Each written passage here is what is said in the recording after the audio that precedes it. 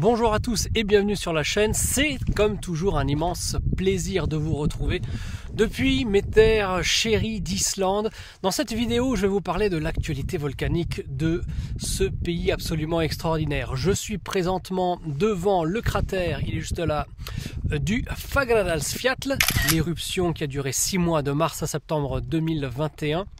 Et je profite de l'occasion donc pour m'adresser à vous et introduire cette vidéo d'actualité volcanique. Ce sera l'occasion de voir si on peut s'attendre à de nouvelles éruptions, de voir ce que ça a donné au niveau de la dernière, l'éruption 2023. Qui dit quoi? Où est-ce qu'on en est?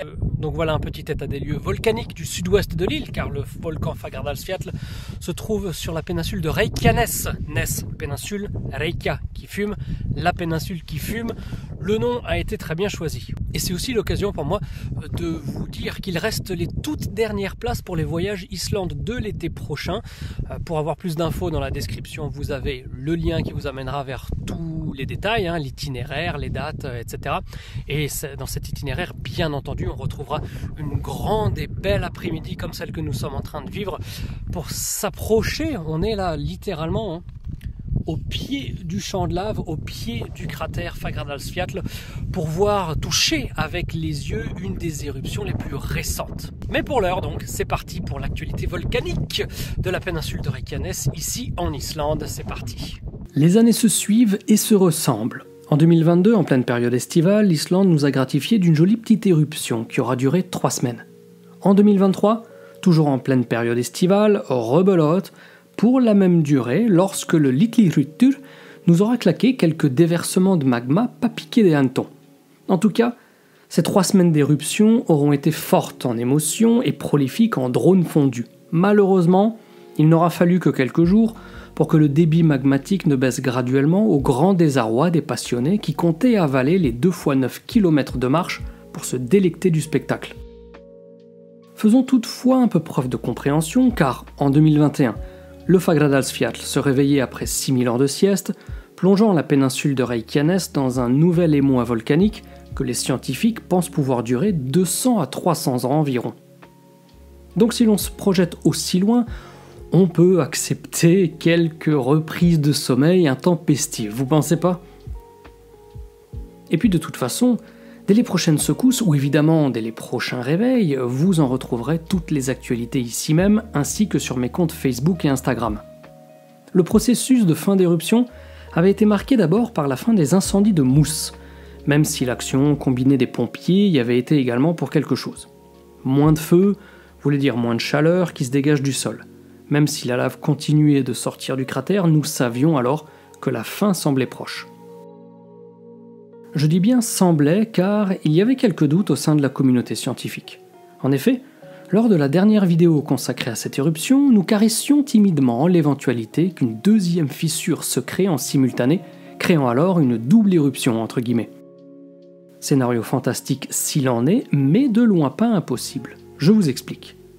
Bon, j'ai l'impression que ça fait une éternité, alors que ce dont je vais parler, c'était qu'il y a 2 ans, lors de l'éruption 2021, lorsque nous avions eu une petite baisse de débit, lorsque 8 des 9 cratères initiaux s'étaient éteints pour que le magma converge vers la même fissure. Puis soudainement, l'activité avait repris de plus belle, pendant encore presque 3 mois, nous offrant des images parfois hallucinantes. Donc ce n'était pas incongru de penser que le Litlihryttur pouvait se comporter de la même manière. Sauf que, oups, c'était pas le cas. Avec cette fin d'éruption, nous aurons donc maintenant 3 cratères dans cette zone de 30 km² environ, qui, comme celui de 2021, prendront peu à peu leur couleur pour donner un spectacle tout aussi magnifique, même sans lave. Par contre, là où l'éruption 2023 était unique par rapport à celle de 2021 et 2022, c'est qu'en toute fin d'exercice, nous avons eu droit à un triple cratère. Un immense cratère dans lequel s'étaient formés 2 cratères secondaires. En fait, c'est facilement explicable. Lorsque le débit de magma réduit, le cratère principal ne baigne plus intégralement dans le liquide en fusion. Ainsi, la lave refroidit et durcit plus rapidement et plus facilement. Et il en va de même pour les 2 conduits desquels s'échappait encore la lave en fusion. Sauf que là aussi, en raison du manque de débit, Et aussi, ne l'oublions pas, des hasards de l'activité de la nature, la lave se refroidit rapidement et forme alors ces petits cratères. Ça donne donc quelque chose de sublime qui n'est pas sans me rappeler l'intérieur de la caldeira du volcan Rinjani sur l'île de Lombok en Indonésie jugée plus tôt. Donc ne pleurons pas cette fin d'éruption, mais célébrons-la car elle vient ajouter un repère chronologique de plus dans la topographie de la péninsule de Reykjanes, la région la plus jeune, géologiquement parlant, de toute l'île. C'est dans ces situations qu'on se rend compte de ce qui est arrivé dans le passé. Quand je guide mes groupes de passionnés à Landmannalaugar ou Snæfellsnes par exemple, et que je leur montre les cratères du Grabrock, de Stutur, d'Elborg ou encore Budaklettur, on constate le cratère et le champ de lave lui étant associé. Mais ça s'arrête là, car il est difficile de faire le lien entre l'activité volcanique et le résultat final plusieurs centaines ou milliers d'années plus tard. Par contre, grâce aux récentes éruptions, on peut présenter les choses de manière à ce que l'on comprenne comment fonctionne notre bonne vieille Terre et ce qui se cache derrière la beauté de ces stigmates. Sinon, pour tenter des prédictions pleines de réserves, mais non moins excitantes, n'oublions pas que l'activité volcanique et l'activité sismique de Reykjanes continuent, laissant supposer que ça peut encore péter cette année ou l'année prochaine, sans oublier le volcan Askja, perché dans les hautes terres, duquel s'échappe depuis quelques jours une forte odeur de soufre.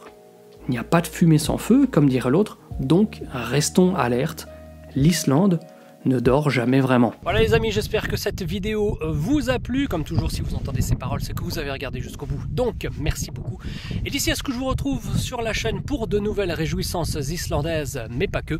Portez-vous bien et surtout, n'oubliez pas de garder la passion. Ciao, ciao.